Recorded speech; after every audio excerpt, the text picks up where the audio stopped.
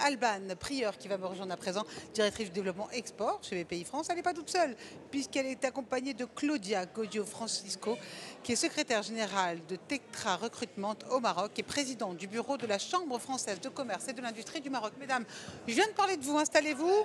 Coucou Marie-Alban, une ici, le micro sur le menton. Comment ça va mesdames? Bien. Eh bien, bien, on dit ça au micro. Bien. Marie-Alban, qu'est-ce que ça représente le Maroc pour BPI France? Beaucoup.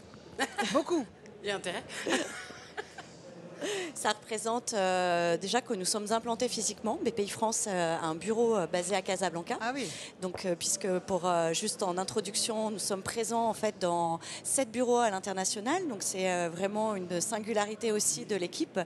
Et Casablanca, ça a été pour nous vraiment c'est un hub, c'est-à-dire que ça nous permet aussi d'adresser des courants d'affaires qui sont vers la zone du Moyen-Orient et également sur l'Afrique subsaharienne. Donc stratégique. Donc c'est très stratégique pour nous et à l'inverse aussi vers la France. Donc on est vraiment dans un double courant et c'est les deux rives. J'imagine que vous confirmez, Claudia. Oui, je confirme. Oui, je ne fais que ça.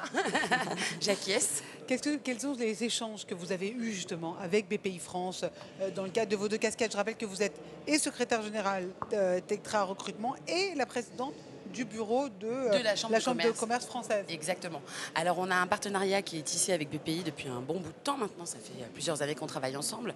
Notre partenariat évidemment il est tissé sur la confiance et sur notre objectif commun qui est d'accompagner les entrepreneurs, de les suivre, de les conseiller et de leur apporter un petit peu de financement. Alors nous, ce n'est pas notre métier évidemment, mais en revanche, c'est notre métier de les conseiller et de les accompagner.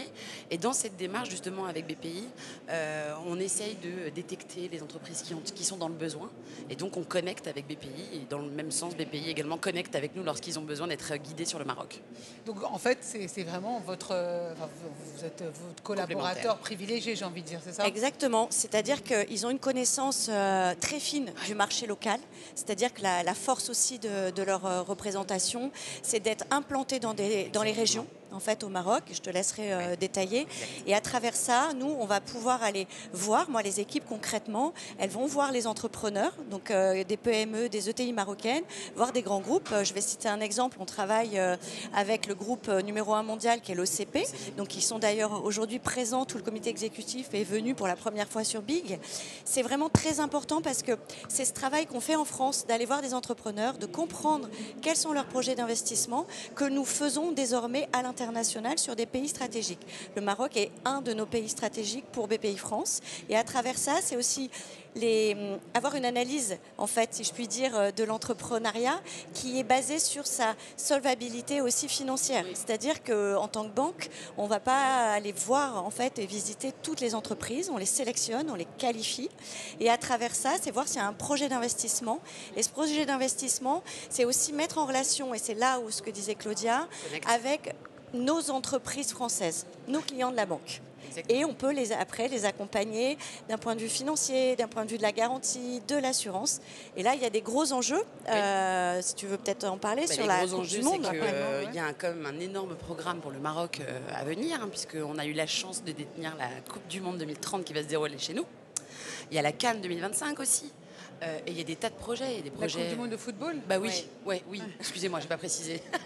C'est tellement évident pour moi. Donc oui, la Coupe du Monde de foot, aujourd'hui, ce sont des opportunités qui se dessinent pour toutes les entreprises, que ce soit sur le volet transport, sur le volet aménagement du territoire, sur le volet équipement. Aujourd'hui, on parle de la construction d'un stade qui va faire 115 000 places quand même, qui va être le plus grand stade du monde. Énorme.